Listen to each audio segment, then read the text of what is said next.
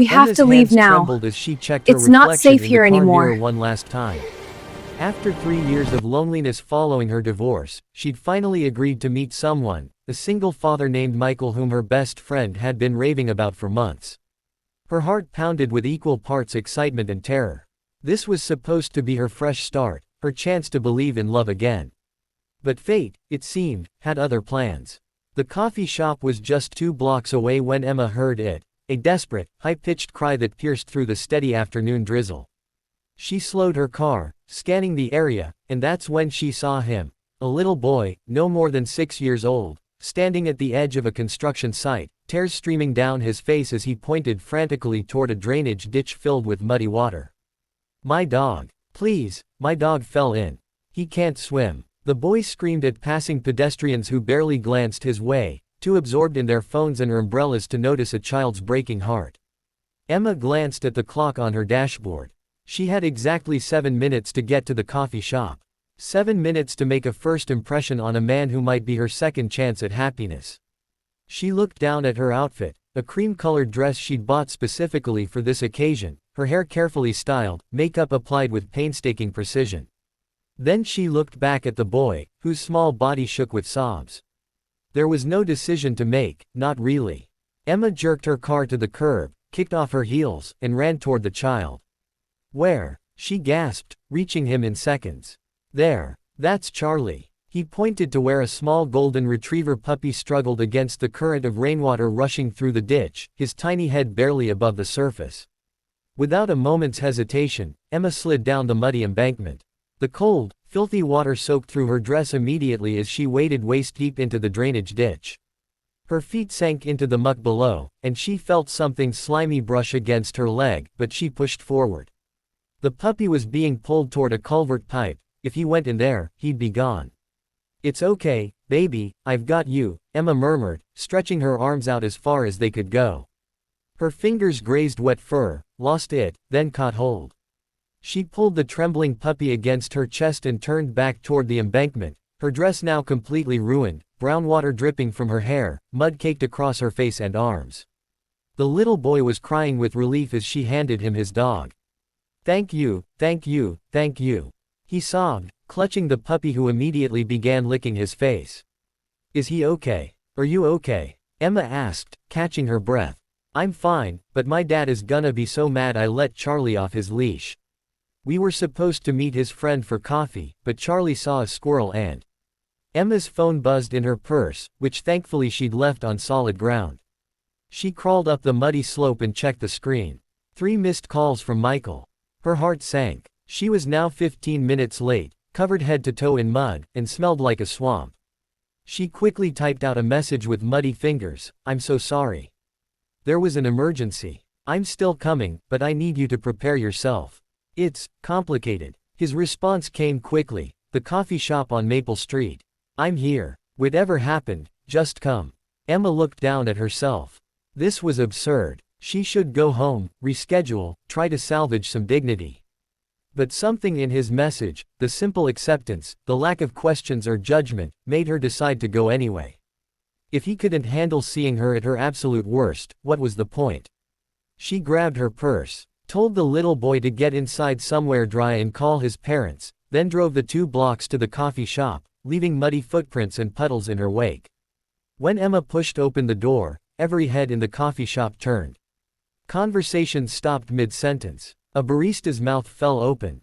She stood there, dripping mud onto the welcome mat, looking like she'd been dredged from a river, scanning the room for Michael, a man she'd only seen in a single photo. That's when she saw him. A tall man with kind eyes and dark hair shot up from a corner table, his face shifting from confusion to concern in an instant. But before Emma could say a word, the little boy from the construction site came barreling through the door behind her. "Dad, Dad, this is the lady who saved Charlie." Emma's mud-covered face went pale beneath the grime. The man was Michael. The boy was his son. For a moment, the entire coffee shop held its breath.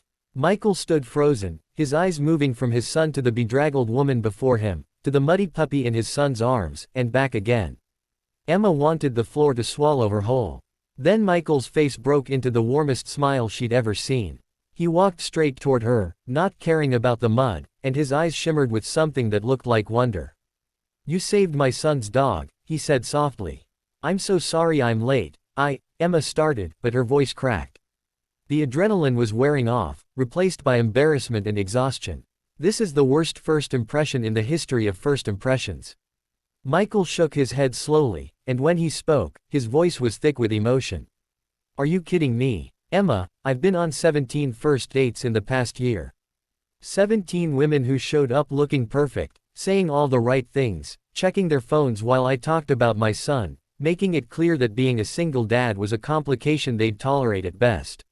He glanced back at his son, who was drying Charlie with napkins a sympathetic barista had provided.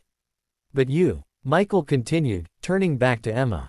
"You showed up covered in mud because you put a child's heartbreak and a puppy's life before your own comfort, before making a good impression, before everything. You didn't know that boy was my son. You just saw someone who needed help, and you helped. Do you have any idea how rare that is? How beautiful that is?" Tears mixed with the muddy water on Emma's face. "I'm dripping all over their floor." Michael laughed, a genuine, joyful sound that made his son look up and grin. "Jake," he called to his son, "what do you think? Should we invite the lady who saved Charlie to have hot chocolate with us? Maybe somewhere that has towels." "Yes." Jake jumped up. "Please, Miss Emma. You have too. You're like a superhero." Emma let out a laugh that was half sob. "I'm really not. I'm just a woman who's having the strangest day of her entire life." "Well," Michael said, gently touching her elbow with the very tips of his fingers, the only part of her that wasn't mud-caked, "I happen to have a change of clothes in my car, gym stuff, but it's clean. There's a restroom here where you could wash up a bit. Then maybe we could start this date over. If you're willing to give a chaotic single dad and his escape artist puppy a chance." Emma looked at this man who saw her at her absolute worst and somehow made her feel like she was at her best. She looked at his son, who was gazing at her like she'd hung the moon, and at the little puppy who'd accidentally orchestrated the most unconventional meet-cute in history. "I would really like that," she whispered. 20 minutes later, Emma emerged from the restroom wearing Michael's oversized gym shirt and sweatpants, her hair damp but clean. Her face scrubbed of mud and makeup both. She felt more vulnerable without her carefully constructed armor than she had covered in mud, but when Michael saw her, his smile somehow grew even wider. They talked for 3 hours. Michael told her about losing his wife to cancer 2 years ago, about the terrifying joy of raising Jake alone, about his fears and hopes. Emma shared her own story of divorce, of rebuilding herself piece by piece, of being afraid to trust again. Jake chimed in with commentary about school and Charlie's various adventures, and the puppy snoozed contentedly on Emma's lap, leaving small muddy paw prints on Michael's gym pants that none of them cared about. As the coffee shop prepared to close and the sky outside darkened, Michael walked Emma to her car. "I know this is probably too soon to say," he began, "but I feel like I've been waiting to meet you my whole life. Not the perfect dress, perfect makeup version, though I'm sure that Emma is lovely too. But this Emma. The one who jumps into ditches for strangers, who shows up anyway even when everything goes wrong, who laughs at herself and cares more about a child's tears than her own appearance." Emma felt something crack open in her chest, something that had been locked tight for 3 long years. "I was so scared to come today," she admitted. "Scared of being hurt again, of not being enough, of trying and failing." "We're all scared," Michael said gently. "But you know what I learned today? The best things in life happen when we choose love over fear, action over comfort, connection over self-protection. You did that today. You didn't even know you were doing it, which makes it even more beautiful." 6 months later, Emma would stand in Michael's backyard at Jake's 7th birthday party, laughing as Charlie, now significantly larger and better trained, splashed through a kiddie pool. Michael would wrap his arms around her from behind and whisper, "Thank you for showing up covered in mud that day. Thank you for always showing up, exactly as you are." And Emma would realize that sometimes the worst moments become the best memories, that dignity is overrated compared to kindness, and that love, real, lasting, transformative love, doesn't care about perfect first impressions. It only cares about perfect hearts, willing to get a little muddy for the sake of someone else's joy. The photograph from that first day, Jake's candid shot of Emma covered in mud, holding Charlie, with Michael's hand reaching toward her, would become their favorite picture, framed on the mantel is a reminder that the most beautiful beginnings often look nothing like we imagined, and that's exactly what makes them perfect.